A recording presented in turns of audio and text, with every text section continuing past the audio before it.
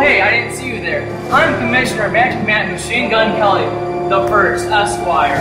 And building a doghouse is a very long process, which requires a lot of safety and many tools, such as these.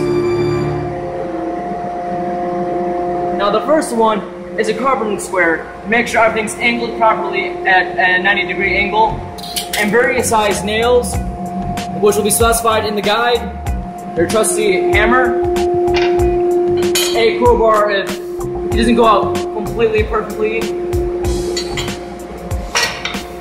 a tape measure,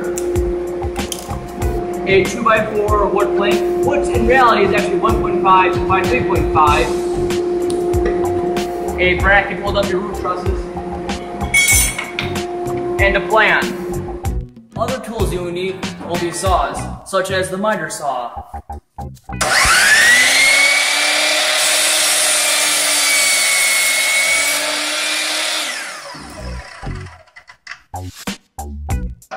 When you're using the miter saw, make sure to have your fingers 4 inches away from the saw itself for safety reasons. The next saw you'll be using is the band saw, which is a long saw that goes through the machine in one direction, as we will demonstrate here.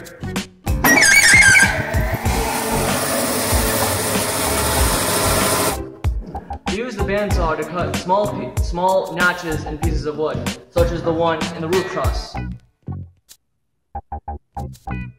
The third saw you will need will be the vertical panel saw, which will be able to cut plywood sheathing such as this that will go over your walls and your subfloor. And to use the vertical panel saw, all you need to do is move it up and down. Now, before you actually start constructing your doghouse, you should first make a layout for it, such as the one here, as you see from the tape. Now, the point of the layout is to help you visualize what your doghouse is going to be. So to make sure to use your carpenter's tool to make sure the corners are 90 degrees. Now, when we made the first layout, we decided that it was too big and therefore we shrunk it to help fit the needs of the dog, as you can change things in the development process. When you first start constructing your doghouse, it's very imperative that you start with the subfloor. Now when you make the subfloor, it's very important that you use pressure-treated wood, such as this one, because it will help it last longer. Now when you first start constructing it, you need to make sure it's upright vertically, because it'll support a larger load, such as the one you see here.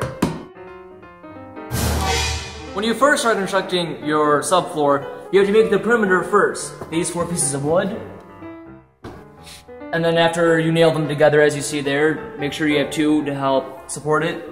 After that, you make the middle plank, which goes right in the middle, or at maximum 16 inches away from the end, to make sure that it supports and is safe.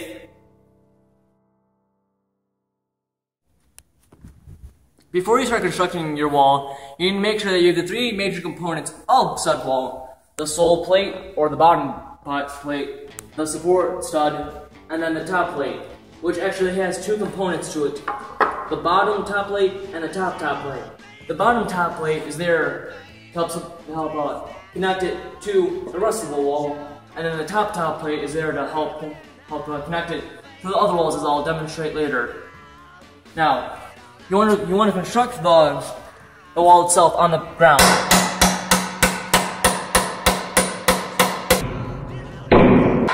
After you're done constructing everything on the floor, you prop it up onto the subfloor and then nail it in. Nail the sole plate down to the subfloor, and make sure that you nail it into the stud of the subfloor to help for extra support. Now the top plate, as I demonstrated before, has 2 different lengths. The reason they have 2 different lengths is to make sure that they stay connected. See, one here is short, and the one there is long. Short one, long one. So you connect the long one by nailing it into the other wall, as you can see here.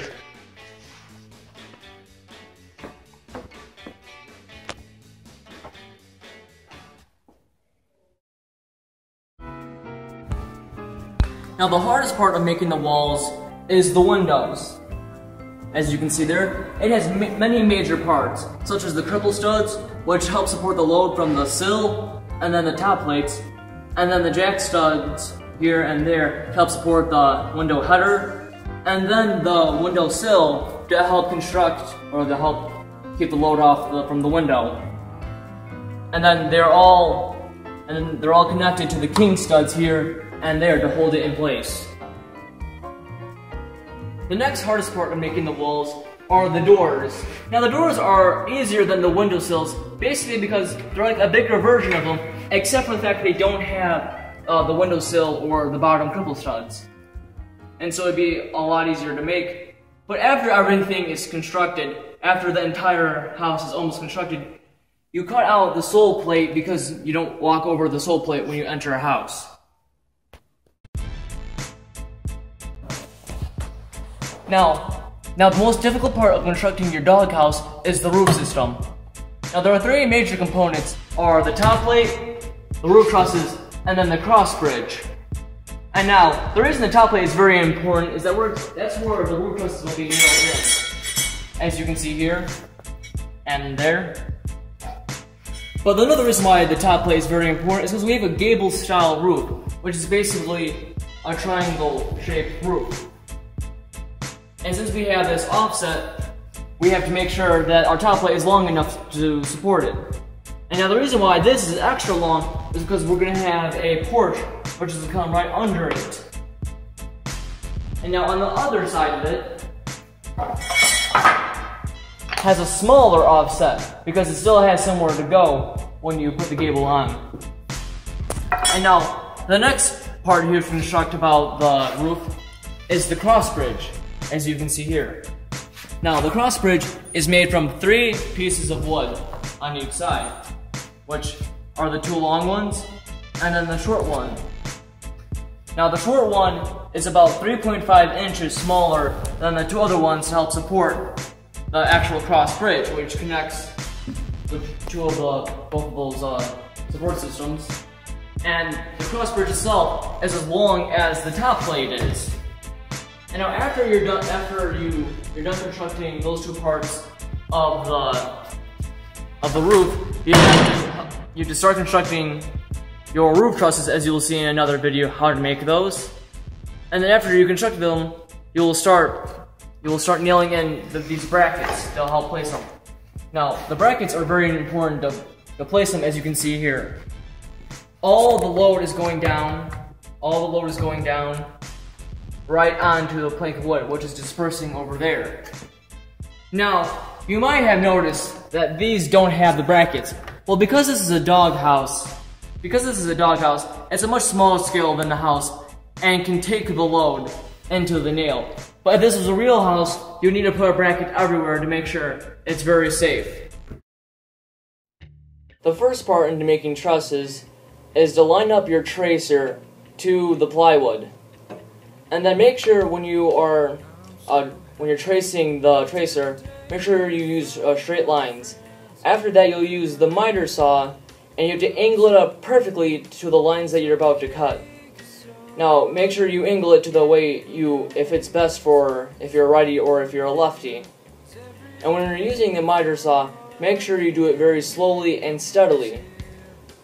And then make sure, and as I said before, make sure you keep your fingers 4 inches away from the cider for safety reasons. And then after you use the miter saw, you have to use the bandsaw. Now you use the bandsaw to make the notches in the roof trusses so it can sit properly on the roof.